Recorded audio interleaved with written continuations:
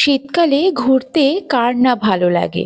ভীষণই ভালো লাগে আমার। আর বিশেষ করে এই সময়টা বাচ্চাদের স্কুল ছুটি থাকে, সেই কারণে আমরা সবাই মিলে সপরিবারে বেরিয়ে পড়লাম ঘুরতে।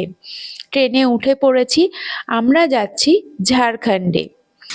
ঝাড়খণ্ডে যাওয়ার জন্য আমাদের ট্রেন ছিল হাওড়া টু রাঁচি। হাওড়া টু রাঁচি ট্রেনে আমরা উঠে পড়লাম। যাওয়ার সময় আমাদের ট্রেনটা চেয়ার কার ছিল। ভালোই আনন্দ করতে করতেই সপরিবারে চলে গেলাম। খাওয়া দাওয়া আনন্দের মাঝখান দিয়ে আমাদের জার্নিটা কিন্তু খুব ভালো কেটেছে। ছোট বড় মিলে খুব আনন্দ করতে করতে পৌঁছে গেলাম আমরা ঝাড়খণ্ডে।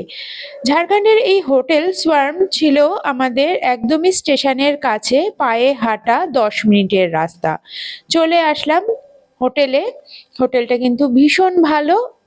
আর এর সামনাসামনি আপনারা সবকিছু পেয়ে যাবেন, যেমন কি রেস্টুরেন্ট, ব্রেকফাস্টের জায়গা ভীষণই ভালো, পরিষ্কার পরিচ্ছন্ন। খুবই ভালো লেগেছে আমার এই হোটেলটা।